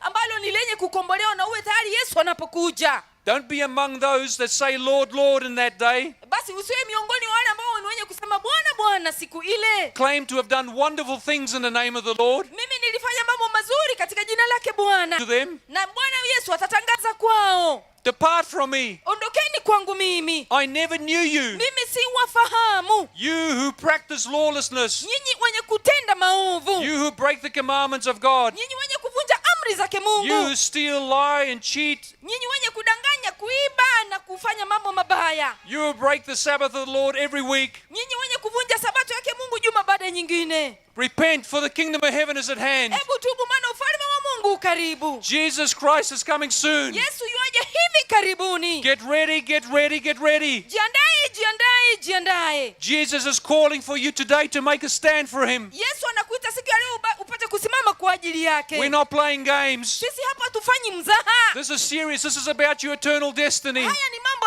ya muhimu, maana ni umilele And so the wako. Lord wants you to make a decision Maana now. Mungu anahitaji ufanye uamuzi sasa hivi. Don't be distracted. Don't let the devil distract you with silly things that mean nothing. Usiruhusu ibilisi akudanganye na mambo ya upuuzi ambayo hana maana. Don't worry about what you will and won't do. Just come to the Lord now. Come as you are. Usihofu ya kwamba ulifanya nini ama ukufanya nini. Kuja kwa Mungu namna ulivyo. It's time to take a stand, because if you don't stand today, Ni wakati wewe kufanya uamuzi, maana usipofanya uamuzi siku ni ya leo, you won't be able to stand when Jesus comes. hautasimama Yesu anaporudi. You will be taken and destroyed. Wewe utanyakuliwa na kuangamizwa. But the Lord Jesus Christ wants to save you. Maana Mungu sasa hivi anahitaji akukomboe. If he saves you today, Basi ikiwa atakukomboa siku ya leo, you'll be able to stand and be saved when he comes. utasimama kando yake anaporudi. So please come forward if that is your desire. Tafadhali kuja hapa mbele kama hiyo ndio hamu We want yako. people to make a decision for Jesus. You may not have done that before, but come forward. Tungependa watu waamue kwa ajili ya Yesu. Wende kama ulifanya hivyo awali, lakini sasa hivi tena amua. Maybe you followed some other men, Wende kama umeshaanguka mara nyingine. and they've taught cunningly devised fables from the scripture. Na hao watu wamekufunza mambo potovu kutoka kwa Biblia. Don't follow those men. Just follow the Lord Jesus Christ. Usifuate binadamu bali mfuate Bwana wetu Yesu Follow the Kristo. Lord's teachings. Hebu fuata mafunzo yake Bwana. Come and stand with us. We want to pray for you. Hebu njoo mpate kusimama pamoja nasi, maana sisi ni wenye kukufanyia maombi. You know, the success of this preaching of the gospel Unajua, ili injili ipate kukamilika na kunawiri, is really not so much dependent on me. basi si mimi tu. The Lord is the one that gives us the gospel commission. Basi Mungu ni mwenye kutupa ahadi ya kazi ya It's him that says, kuhubiri. go and teach all nations, make disciples of all men. Pana wimbo ambao unasema nenda ukawafunze mataifa yote na ukawafanye kuwa wanafunzi kwa jina langu. It's in his power and authority that we're speaking to Ni you. kupitia kwa nguvu zake na mamlaka yake ndipo sasa sisi It's tunafanya not my kunena. power, not my authority. Sio nguvu zangu wala mamlaka yangu. So Jesus Christ takes responsibility for the success of the preaching of the gospel. Basi Yesu ndio mwenye kusema kwamba yeye ndio mwenye kunawiri katika injili kuenea. So those who are far off, come. Walio mbali tafadhali njoo, And those who are near, come. na walio karibu tafadhali njoo. So if you'd like to come this morning, this afternoon, Basi kama ungependa kuja hapa mbele jioni ni ya leo and recommit na upate kujitoa tena, your life to the Lord Jesus Christ, utoe maisha yako tena katika Bwana wetu Yesu please Kristo, stand and come forward, tafadhali simama na upate kuja hapa mbele, and we will pray for you and we'll close. na sisi tutakuombea na tutamaliza. This is probably one of the most important messages Basi pengine huo ndio mjumbe muhimu zaidi that the Bible brings to us as people, ambayo Biblia inatuletea kama watu wake, as fallen human beings. kama binadamu walioanguka, It's mentioned more than 1,000 times in the Bible. ambayo imeshasimuliwa zaidi ya mara 1000 katika Biblia. So the Lord Jesus Christ is inviting you. Basi Bwana Yesu anakualika. The Lord Jesus Christ wants you to respond to his love and his calling. Bwana Yesu angependa uitikie upendo wake na wito wake. So please, if you'd like to come and join us here for prayer, Tafadhali yeyote ambaye anahitaji kuja hapa kwa ajili ya maombi, the Lord Jesus is pleading with you. Bwana anakusihi. You know, the Lord quite often speaks to us in a still small voice. Unajua kuna wakati ambapo ananena pamoja nasi kwa sauti ya upole na nyororo. If you feel the drawing power of the Lord Jesus Christ on your heart, come forward and come and pray with us. Kama unahisi nguvu za Mungu zinakuita, tafadhali njoo mbele na ili tufanye ombi pamoja. You're not disappointing me if you don't come. Hauniangushi mimi unapokosa kuja. This is between you and God. Ni kati yako wewe na Mungu. It's between you and the Lord Jesus Ni Christ. kati ya wewe na Bwana wetu Yesu Kristo. Now, if there's anybody that's coming forward would like to have a piece of paper to write a question that we can answer, Yeyote ambaye amekuja hapa na una swali na ungependa just put up lipate your hands so we kujibiwa, can get that piece of paper to you. utanyanyua mkono na utapata karatasi. There are two other choices on that piece of paper. Pana maswali mengine mawili pale.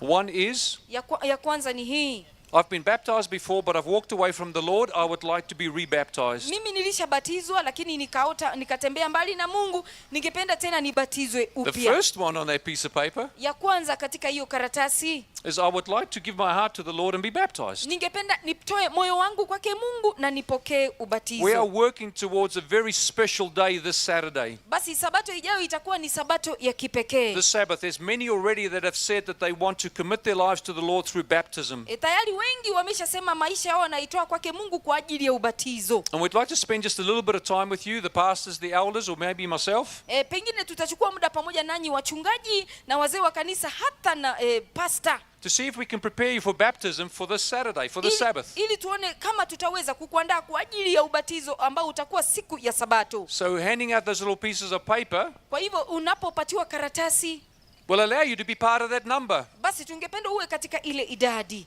Oh Lord, I want to be part of that number when the saints go marching in. Bwana, ningependa nipate kuwa pamoja na wale watakatifu watakapoingia. Is there anybody else who wants a piece of paper? Because we're going to close. Yeyote ambaye anahitaji karatasi, maana tunamaliza. Just put up your hand Basi nyanyua mkono and we can give you one of those pieces of paper. ili upate karatasi. All right, if there's nobody else, Hamna mwingine tena? did I miss anybody? There's one over here. Yeyote pale, kuna mkono One at the back pale. there in the red. Thank you, brother. Asante aliyevalia God bless you, brother. I saw your hand. God Mungu bless you. akubariki ndugu, tulishaona Good to mkono. see you. God bless you. Mungu akubariki. Anybody else? Yeyote tena? Anybody else who wants to join in that number when the Yeyote- saints go marching in? Yeyote ambaye ingeingia pamoja na watakatifu wanapoingia katika lile jiji. You know, if you have a burden on your heart and you want to respond but you're holding back, Unajua pengine una mzigo kwenye moyo, ungependa kuitikia lakini una sita. the only way to release that tension is just to surrender to the Lord Basi ili upate kuondoa ile hofu, uwe jitoe tu kwake Mungu and let your hand go up, na uache mkono unyanyuke and we'll give you one of those pieces of na paper. karatasi Anyone unaipokea. else before we close? Anyone Yeyote else? kabla hatujatamatisha. I think that's it. Basi Okay. tumemaliza. Wonderful. Well, God bless you, dear na brothers and sisters. Mungu awabariki ndugu pamoja na dada. I love recommitment. I recommit my life to the Lord every morning. Mimi natoa maisha yangu upya kwa Mungu kila asubuhi. The Bible tells us in Ecclesiastes chapter 3 from But- verse about 22. Basi Biblia ni yenye kunena katika Mhubiri 3 fungu la 20 hadi 22 His pale. mercies are fresh and new every morning. Rehema zake ni mpya kila asubuhi. Great is his faithfulness. Basi uaminifu wake ni mkuu. So it's wonderful to recommit our lives to the Lord. Basi ni ajabu tunapojitoa tena upya kwake Mungu. Lord, let's just close our eyes in prayer. Hebu tufumbe macho kwa ajili ya kuomba. Father in heaven, Baba yetu aliye mbinguni, we've looked at the teaching of the blessed hope, tumeshatazama mafunzo ya tumaini lenye mibaraka, the hope that will not disappoint, tumaini ambalo halitaweza kutuangusha, about the coming of our Lord and Savior Jesus Christ.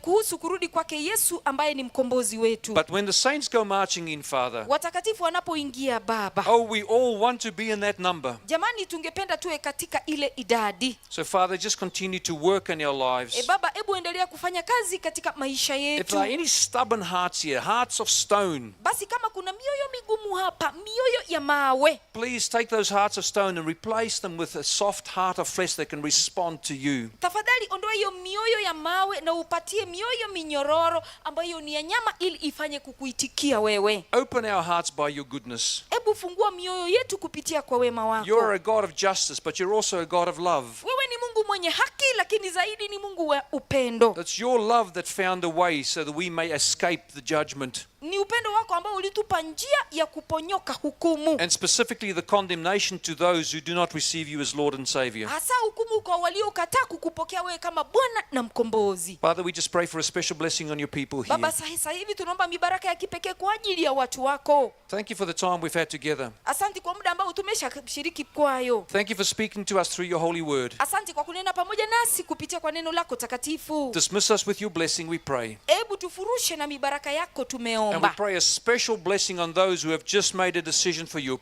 Na tunaomba mibaraka ya kipekee kwa ajili ya waliofanya uamuzi kwako We wewe. praise your name. Glory, hallelujah. Tunasifu jina lako, glory na utukufu. And we finish our prayer in the mighty name of our Lord and Savior Jesus Na Christ. tunakamilisha ombi katika jina kuu lake Yesu. And God's people said, Na watu wa Mungu wafanye kuitikia. Amen. Amen. Amen. Amen.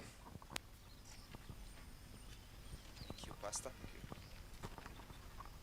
Thank you. Get the point. Take a step